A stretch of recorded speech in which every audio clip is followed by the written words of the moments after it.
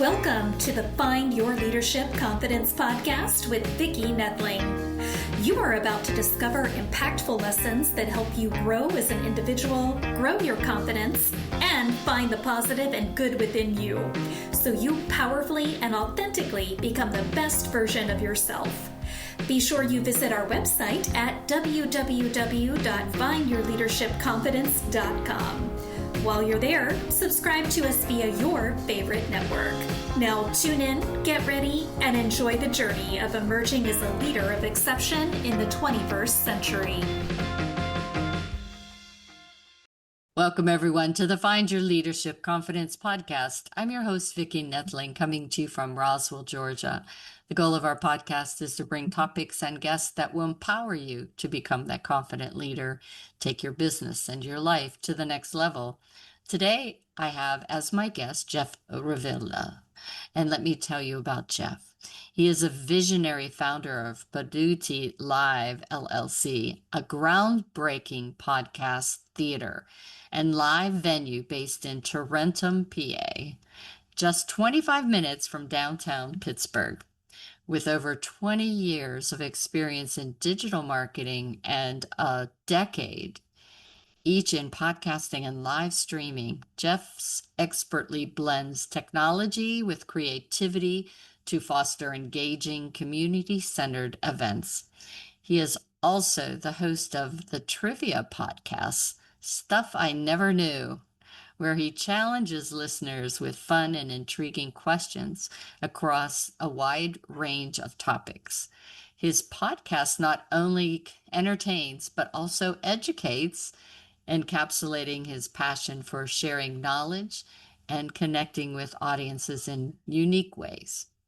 At Poduty Live, Jeff continues to innovate, providing dynamic platforms for live and virtual events that inspire and entertain. So today, of all things, guess what we're going to talk about? Podcasting. Live podcasting. Oh my goodness, that was quite the introduction. We may have covered everything already, but I'm sure we can find a few more details to cover. All right, so please join me in welcoming my guest, Jeff Revilla. Oh, thank you so Jeff, much. We always start out with two easy questions, and I already gave away the first one about where you live, but have you always lived in Tarentum? Western Pennsylvania, Plumboro, New Kensington, in that area, right outside of Pittsburgh, about 25 minutes east. My whole life, probably I haven't moved more than a 10-mile radius, in my entire life. You know, it's funny, but a lot of people that live in Pittsburgh do stay there their whole lives. Yes. It's a great place. You do get you get 4 seasons. You get some snow. Right now we have like a 95-degree day with 100% humidity. By in a couple months it'll be 42 degrees and the leaves are falling off the trees. I always tease my parents because those that watch my podcast know that I'm from Pittsburgh, and I always tease them. It's like in September I call, is it snowing yet? Which is extreme, but still I like to say that. All right. And I also call them in December whenever it's 80 degrees here. All right. I gave all the things that you're doing now, the wonderful accomplishments that you've done, but I really love always to have my guests to share their journey, to talk about not only the good things, but really the lessons they learned through challenging moments, the pivots that they had to make, and just to really explain why you do what you do. What was really that moment that said, Jeff, I think you should do Poduty. So let's tell me that story. A series of moments, really. And it started in 2015 when I started going live on this platform that came up called Blab. And there's people who remember Blab and they were there. And Blab has this affinity in your heart. Like it had something special. It had this great social element where you could go live and it would notify the entire platform that these new people were live. There's a new show going on. And 30 people would show up to your show. And I was like, whoa, there's something magical here where I'm just doing a silly trivia show, but I'm connecting with people around the world and I'm making new connections. I'm making new friends. And then Blab grew really, really fast over the next year or two. And it ended up collapsing under its own weight. It didn't have a business model. It was just like a bunch of people that wanted to do live streams. And it left a hole in our hearts. So the people who were there, who loved Blab, and we're like, how do we rebuild that connection? And I spent 5 years trying different platforms, Google Hangouts, Appear and Hopin, and all these Mm-hmm. other places to try to recreate that magic that Blab had. And it nowhere had it. Nowhere put four people in a box and brought a community to you and had this great social element. So I thought, well, if I can't go there anymore and do it, what if I just took my podcast out into the world? If I set it up alongside of a river, maybe at a little amphitheater in a park or a pavilion, and I just did a podcast like in the middle of anywhere and see Anywhere, who would show anywhere. up. And that was kind of like the genesis of this idea of, where can you record your podcast and why does it have to be in a home studio? There's got to be more to this. And I started thinking Mm-hmm. about live in a different way about 10 years ago now, where Mm-hmm. I wanted to have a podcast that could have infinite options. I wanted it to be where I could perform in front of people, but I could also live stream it so the people who couldn't be there could also Yeah. watch it. And that was kind of the first setup that we did. And we did that like at coffee shops and little like abandoned schools that had auditoriums, and they would have like workplace, like they had like offices where you could rent Yeah. monthly spaces there. Mm-hmm. And we just started doing these little live shows. And there's something more to podcasting than just producing an MP3 file and uploading it to your website, your podcast host. You can have these great social elements, and I've been chasing that feeling that I got from Blab 10 years ago, and that Mm-hmm. really led to this idea and forming a small theater where we could perform our shows live and broadcast them to the world. Yeah. So cool. So cool. So, describe that when you found that venue. How was that feeling like? Oh my God, I could It, do it took a this. while. Some of you watching, they'll see the theater behind me, Mm-hmm. and I started piecing stuff together. I knew I was turning 48, and I had been talking about this for like 7 years. Like, I'm going to build a podcast theater, probably the first podcast theater in the world. I'm going to put this thing together. So I was like, when I turn 48, I need to know if this is a real thing or not a real thing. So Mm. my ultimatum to myself was, you got 2 years, buddy. Figure this out by the time you're 50. It's either a thing or it's or not, but stop talking about it. You're driving people crazy, like infinite Mm. seat theater and broadcasting, a little TV studio. Like you're saying all these things and you're not executing on the plan. So I started buying, like you can see the orange chairs behind me. Mm. I bought those from a Catholic school that was closing for $2 a piece. So I bought 100 chairs for $200. The stage came from a karate school. They were getting a new stage. They had to sell the old one, and for months, the stuff was just piling up in my basement. And I was looking for places. I probably spent 2 years looking for the right place, and nothing ever panned out. It was too big, and that was during 22 and 23, where the landlords were just going crazy with rent prices, and I was Yeah. looking for something in the $5 a square foot range, and these landlords wanted $25 a square foot all of a sudden. And I looked, and eventually I found one listing on Facebook Marketplace, and it was an old men's clothing store. It looked nothing like what you see now. And I went in, and as soon as I walked in, it had red carpeting. It had all white walls and all kinds of like weird things on the walls. That wasn't a big deal. The ceilings were already red. And I was like, oh my goodness, this is the place. This is where we can have this fun little theater space. And it was the landlord actually said, hey, if you don't like these white walls, paint them black. And I was like, oh, the landlord's telling me to paint the walls black. So we painted the walls black. It has this great atmosphere, this theater vibe. And it's designed so that when when you're listening to a podcast on your morning commute or during a walk, or if you have it on in the Mm-hmm. background while you're cooking or cleaning, you you feel like you're in the room with that podcaster. Yeah. And so the big important thing for me to do was, how do I recreate something in real life so that you can only be drawn into the stage?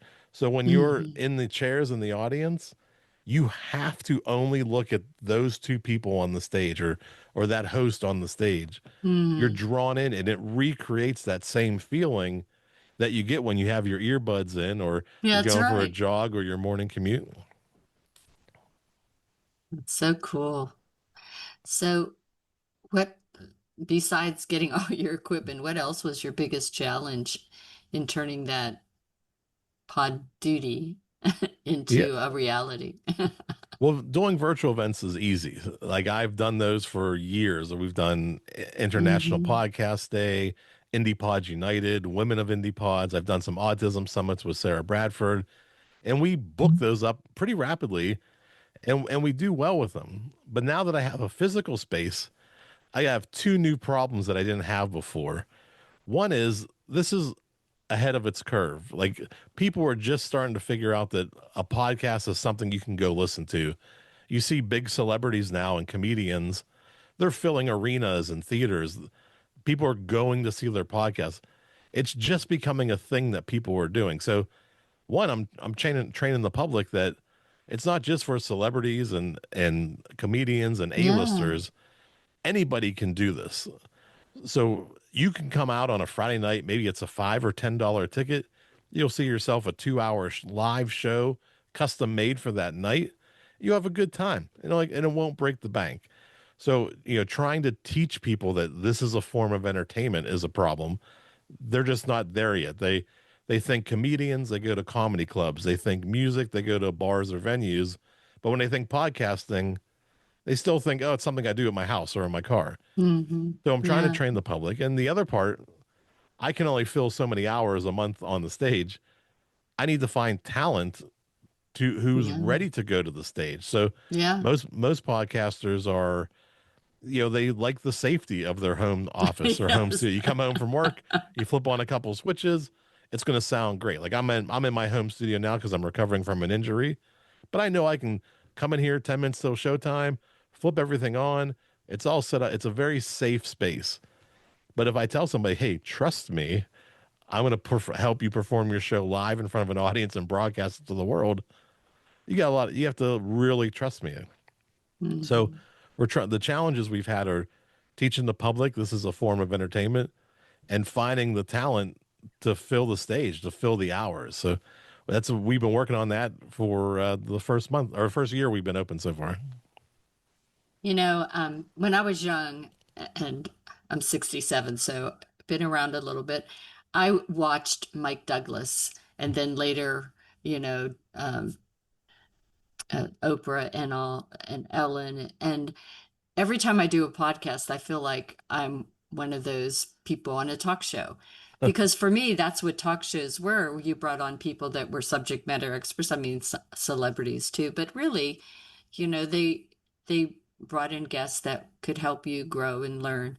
And and so every time I do a podcast, I think, oh, look at there. I fulfilled one of my dreams that I never knew I had.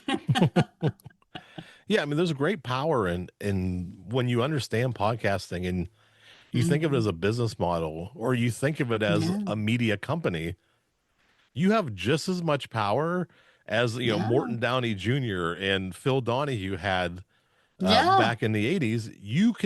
I have a TV studio. You're looking at a TV studio in my house. I Exactly. have a camera, I got a microphone, and I can broadcast. There is no difference between what people can do now from their home and what millions and millions of dollars of investment to make your local TV station did 40, 50 years ago. You have all Absolutely. the same tools. Yeah. Yeah.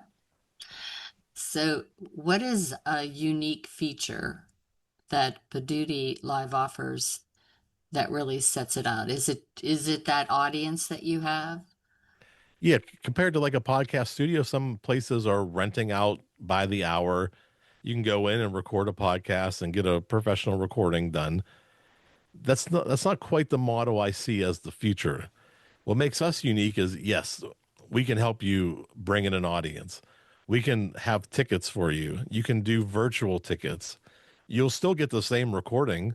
You'll still get to release that recording as a future episode, but now you've introduced this whole other monetization level to your podcast. And Hmm. when you do the math, I can go through the whole thing if you'd like, but basically, four people live in person at a $10 ticket will make you the same amount of money as 1,000 people downloading your podcast. So there's so much power and there's so much more potential in having a live audience than trying to build something that Yeah. 90% of the podcasters can't even get to 1,000 downloads. You can match that with a handful of participants, a handful of audience members. Yeah. And as you build your popularity, and I go out and speak, and so I love having a live stage. And that's the downside of this podcast, is it's not live. I do live stream my summits, and but still they're virtual. I haven't done any yet in person, but your situation would be a great way to do one of the 1 day summits or 3 day summits where you bring on people into that with an audience. Yeah. Yeah. Yeah. And don't just think of it as the 40 people in the audience. You could have also 400 people watching you, Watching, absolutely. watching virtually. Hybrid. Yeah. Yeah, hybrid. That's the way to go. Yeah, for sure. So, how do you support podcasters and creators who are new to live audience recording? You got to hire me. Now, how do you do that? Yeah, it was my goal with this place is to take the risk out of the content creator. Yeah. So if you were to go approach like a bingo hall or a bar or Hmm. restaurant, they may want to guarantee like, okay, well, you can have your show here, but you got Yeah. to sell 20 to 50 tickets. Or a bingo hall might want just a flat $500, for a couple hours. With what I'm doing is I want this to be a venue for the community. People can come in, they can record shows, and then they can go home and work with the media that they created. So the business that I built around this is there's no risk to the content creators. I don't even do contracts at this point. I'm sure I will at some point, and some lawyer will step in and say, "Really, buddy, you should be doing Me contracts." too. But it's a handshake deal. We build you a landing page for the event. We facilitate all the ticket sales. When it comes time to record the event, we record it. They give you the audio and the video. Give that back to you. We don't take ownership over your recording. And at the end of the night, you sit down with me in my little control booth over on this side. You can see it, and I show you our ticketing platform. I show you the total, and our business model is we split the door 50-50. So if you came There you in go. for an hour show, you sold 20 tickets at $10, you would go home with $100. Yeah, 20 Yeah, times 10, 200. You get half of that. You make $100 for an hour show. That's almost pretty good. lawyer wages. That's right. Almost. So you talked earlier about people don't understand as you're getting more and more out there. What kind of community response are you getting now? Yeah, it was slow at first, and I had a tipping point. So we opened in June of last year, and I got kind of nervous. We had some momentum, we had some media coverage, and people were coming in to shoot videos, and it was going great. And then right around the winter, once Pittsburgh's weather changed, it got really quiet. And I got really nervous. I was like, well, how are we going to jumpstart this again? We had so much excitement and momentum. I started doing what's called a podcast meetup every month. Once a month, I invite all the podcasters from Pittsburgh to come in, and I buy pizza, I buy drinks, and we usually get 20, 25 people per event. And I start talking to them about what this place is, what can it do, how Yeah. can you utilize it. And my goal is that $100 I spend on pizza is I'm hoping to get 2 to 3 people from that group to commit to doing a live show. So that's been a great way to get the word out about Yeah. what this place is, and a great way to find that talent for the stage. So I didn't do them for a couple months while I was healing up, but Recovery. August 2nd will be the first one that we did in a couple months, and I've already got 23, 24 people registered for it. So I'm Awesome. excited to see everybody again and get out of the house. Yeah. That's awesome. Well, gosh, we'll have to follow up in, after August to see how everything went. Yeah. Definitely. be interested. And I would love to have you when I do one of my one-day summits for you to introduce what you have to my audience and of I'd be honored. podcasters. Thank you. Yeah, that'd be awesome. All right, well, it's time for me to share the contact information for Jeff. Those of you that know, I have that slide that you can look at and take a picture of if you're watching. If you're listening, you can grab it on my YouTube channel, Vicki Noethling. You see it right there under my head. You can go ahead and get everything from the show notes as well as on my findyourleadershipconfidence.com website. So again, the website is poduty.com, and that is PODUTY.com. Facebook is his name, Revilla, Revilla, and LinkedIn is Jeff Revilla. YouTube is at Poduty Live. Again, at Poduty Live. You want to check that out for sure. I'm going to turn it over to Jeff. He's going to talk about what you can find when you go on to that website, Poduty.com, as well as where you might find if you go to Facebook or LinkedIn, definitely what he puts out there on his YouTube channel. So, Jeff, it's all yours. Yeah, I love this stuff. I talk about this all the time. Anybody who's interested or on the fence about doing a live show, use any of those methods to contact me and I'll have a chat with you, a half hour. Not a big deal. I don't charge anybody for it. I'm not consulting. I'm not charging you a fee. I really believe this is the future. I believe the people who come with me on this journey are going to be in a much better position 2-3 years from now as live podcasting becomes a bigger and bigger thing. If you go to the website, poduty.com, PODUTY.com, all the information I talk about tonight, the business model, you'll see I'm not sugarcoating anything. I publish it so everybody knows that you can keep me to my word. That's my number one currency, is what I say is what I do. So there's forms on there. You can reach out to me. I'm most active on Facebook and LinkedIn, so you can use those links. If you want to shoot me a question, you don't want to bother me too much with a phone call, please reach out to me, send me a message, Facebook or LinkedIn, and I'll be happy to answer your questions and point you in the right direction. Even if you don't have a theater space like this in your area, I got some ideas for you. You can start a little group, little community where you live. Awesome. Jeff, thank you so much for being a great guest. And I love the whole concept. I think it is the future of podcasting. Excited to see you do really well. Next time I'm in Pittsburgh, definitely, well, maybe have to do something together. It would be fun. You tell me when. I already reserved the date for you, so we'll have it. Awesome. We'll have it set up for you. You can come see Vicki at Poduty. That's right. That's right. As always, I remind everyone that life is a journey, and it's up to you to enjoy the ride. This is Vicki Noethling, signing off. Thank you for tuning into the Find Your Leadership Confidence podcast with Vicki Noethling, where we share impactful lessons that help you grow as an individual, grow your confidence, and find the positive and good within you so you powerfully and authentically become the best version of yourself.